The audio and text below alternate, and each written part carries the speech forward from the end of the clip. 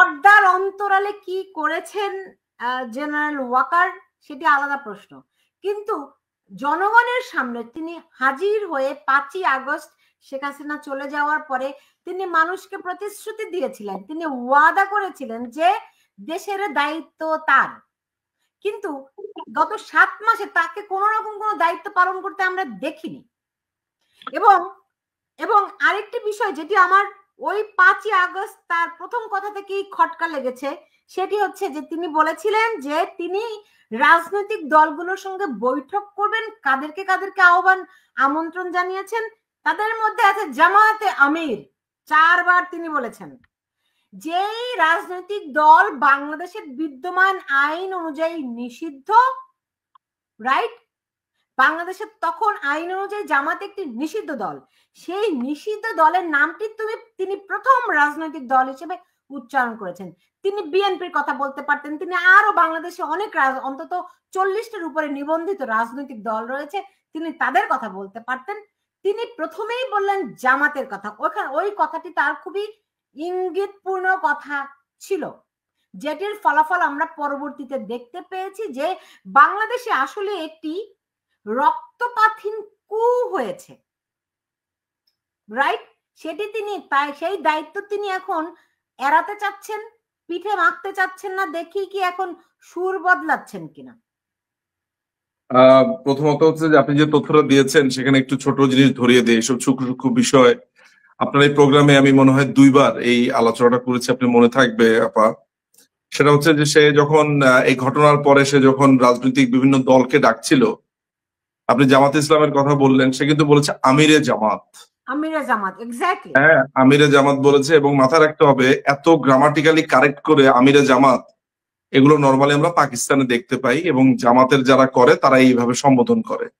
Normally আমি আর আপনি কি বলি, জামাতের আমির শফিক বা শফিক হোয়াট এভার আমরা বলি, কিন্তু এত গ্রামাটিক্যালি কারেক্ট করে আমিরে জামাত এইভাবে সে 2 বার বলা। এবং আপনি আরেকটা কথা বলেছেন যে তখন আইন অনুযায়ী নিষিদ্ধ ছিল, এখনো আইন অনুযায়ী নিষিদ্ধ, কারণ এই সরকারটা তো আসলে বৈধ সরকার না, ফলে তারা যেসব সিদ্ধান্ত নিয়েছে সবই অবৈধ। এখনো পর্যন্ত জামাত বাংলাদেশ একটি নিষিদ্ধ রাজনৈতিক দল এবং তাদের ছাত্র সংগঠন সহ সবকিছু।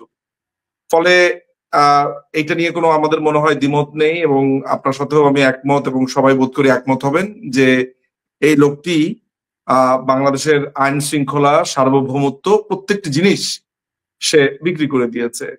আমাদের কাছে এই ধরনের বেশ কিছু সংবাদও আছে, কানাডাতে তার অর্থকড়ি, এসব অনেক কিছু সম্পর্কে তথ্য আছে। ব্যক্তিগতভাবে মাথায় রাখবেন যে ওয়াকারকে আমি অসম্ভব রকমের একজন বাজে সৈনিক, একজন ভয়ঙ্কর রকমের স্বেচ্ছাচারী, একজন স্বার্থপর, লোভী, গ্রিডি, এই ধরনের বলে আমি অন্ততপক্ষে আমি ব্যক্তিগতভাবে বিবেচনা করি। অন্যের দায় আমি নিতে চাই না আসলে।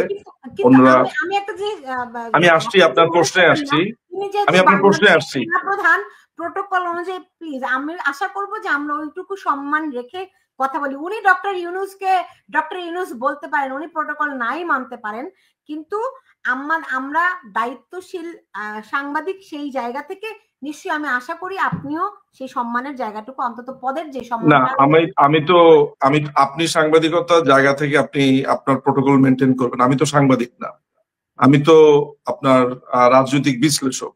আপনি আমার কথা শোনার জন্য বসেছেন, ফলে আমি যদি তাকে একটা গুন্ডা, বদমাইশ এবং তাকে যদি আমি জঙ্গি সংগঠনের প্রধান হিসেবে বলি, সেনাবাহিনী এখন হিজবুত তাহরির হয়েছে, হিজবুত তাহরির প্রধান সে, আমি তো তাই বলবো। অবশ্যই আমি যে বক্তব্য দেই সেটা আপনার মতামতকে রিপ্রেজেন্ট করে না, এটা তো আইন অনুযায়ী আপনি সেটার জন্য দায়ীও নন, কারণ সম্পাদক দায়ী নন আমার বক্তব্যের জন্য। ফলে আমার ভার্সন এভাবেই, এবং সেখানে আমার মনে হয় না আমি যেভাবে বলি সেটাই আসলে আমার বক্তব্য। সুতরাং আমি কার প্রতি সম্মান বা কোনটা সম্মান, আমি তাকে সম্মান দেওয়ার যোগ্যতা হলে সম্মান দেব, সে আমার দৃষ্টিতে কোনো সম্মানের পর্যায়ে পড়ে না, সে একজন বেঈমান, বিশ্বাসঘাতক। প্রশ্ন যেটা ছিল সেটা হলো যে আপনি যেটা বলেছেন যে এতদিন পর তার হঠাৎ কি হলো। দেখুন, তাকে টপল করবার জন্য সেনাবাহিনীর বিশেষ করে quartermaster general Mohammad Faizur Rahman একটা দীর্ঘ সময় চেষ্টা করেছে। আমি আপনাকে বলি, ডিসেম্বরের 31 তারিখেও, আমার লাস্ট খবর পাওয়া পর্যন্ত 30 তারিখেও এই ফয়জুর রহমান সার্জিসের সাথে মিটিং করেছে, হাসনাতের সাথে মিটিং করেছে, নাহিদ, আসিফ, এরা 4-5 জন ছিল, মাহফুজ আলম ছিল এখানে। ফয়জুর বনাম ওয়াকার এক ধরনের দ্বন্দ্ব আছে। এই ফয়জুরকে কিন্তু ওয়াকার ক্ষমতায় এসেই বা 5 তারিখের পরে সে ডিজিএফআই চিফ করেছে। ফয়জুর যেটা করেছে যে সে যখনই টের পেয়ে গেল, মিলিটারি ইন্টেলিজেন্স এমআই থেকে তথ্যটা পেয়েছে, এমআই এর একটা রিপোর্টে, যেখানে সে পাকিস্তানের সাথে এগুলো কম্প্রোমাইজ করছে। ফয়জুর রহমান পাকিস্তানের সাথে সংবাদ পাচার করছে, ডিজিএফআই তথ্য পাচার করছে এবং সেগুলো বিভিন্ন মানুষের সাথে সে শেয়ার করছে। এইসব ধরনের খবরে তাকে সরিয়ে দেওয়া হলো এবং ফয়জুর আপনার হিজবুত তাহরির একজন ওয়ান অফ দ্য অ্যাক্টিভিস্ট।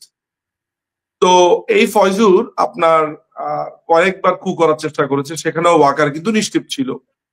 ফয়জুরকে সাহায্য করেছে প্রাক্তন সেনা প্রধান ইকবাল করিম ভুইয়া, আপাদমস্তক একজন দুর্নীতিবাজ, যে প্রধান উপদেষ্টা হওয়ার জন্য মাঝখানে খুবই চেষ্টা করেছে, সেটা ওয়াকার ফয়েল করেছে। ওয়াকার অনেকগুলো তার বিরুদ্ধে কুকে আসলে ফয়েল করেছে, এটাও সত্যি কথা।